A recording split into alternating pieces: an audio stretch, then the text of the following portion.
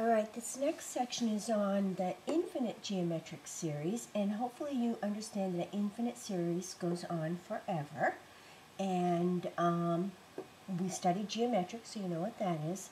There's a formula for the sum of an infinite geometric series, and the formula is t sub 1 over 1 minus r. Remember, t sub 1 is the first term, and r is the multiplier used to get from one term to the next.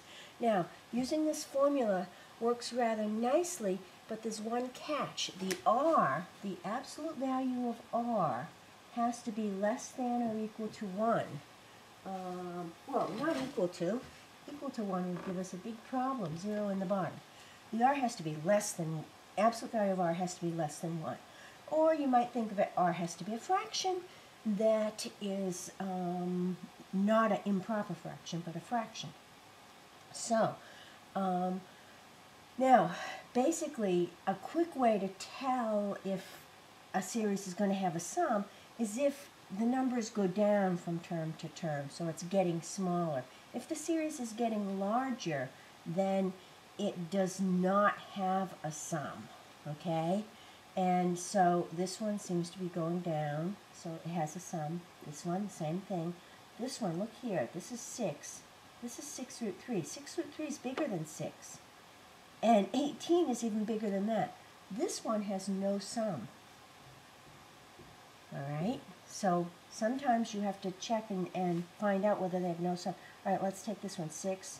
2 root 3, that's less than 6. 2 is less than 6. So these three series will have a sum. This one will not. So when I give you problems and I say use the formula to find the sum of the infinite geometric, sometimes you say no sum. The easiest way to be really sure about this is to try and find the r. Remember the shortcut for finding the r? Take the first term, times it by r, equals the second term.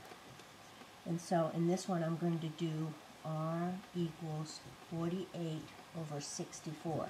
Kind of a yucky number, so use the old calculator here and see what you get for r reduced. So let's do that. 48 divided by 64. I get 0.75. Hit the math button, and you get 3/4. So the r is 3/4. So what's the sum of this series? T1, which is 64, over 1 minus 3/4.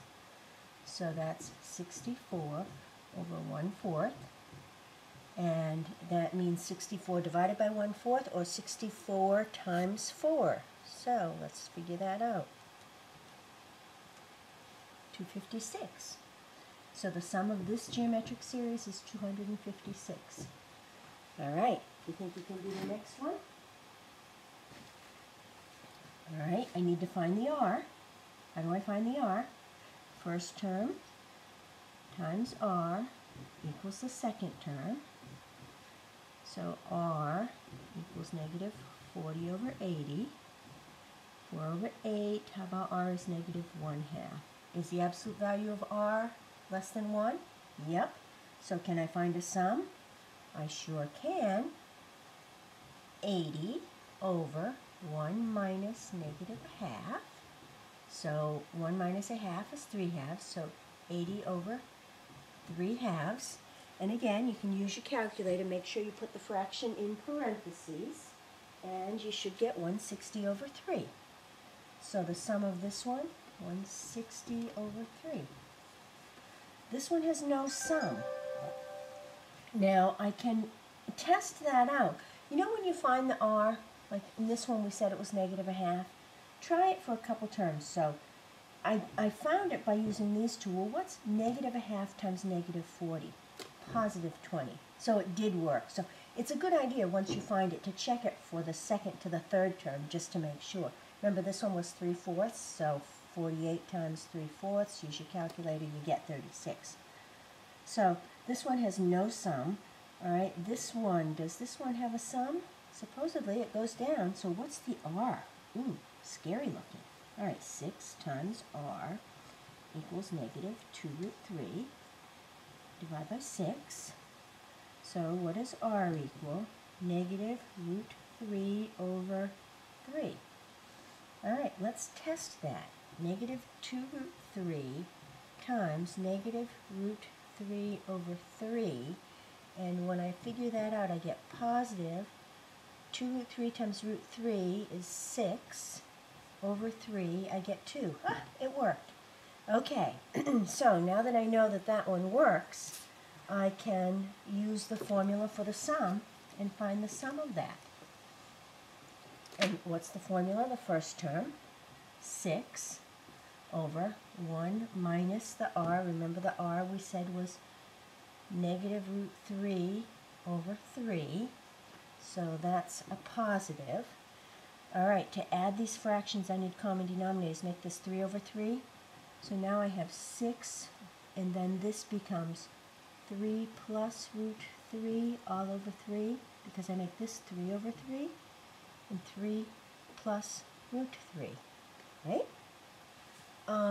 So now all I have to do is simplify this. So it means, let's get some more room over here. So it means 6 divided by 3 plus root 3 over 3. Cannot use a calculator here because of the radical.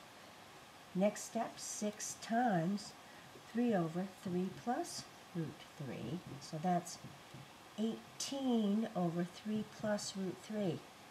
Looks like a yucky answer, and remember, you're not supposed to leave radicals in the bottom. So we have to multiply this by its conjugate. Do you remember what that is? 3 minus root 3.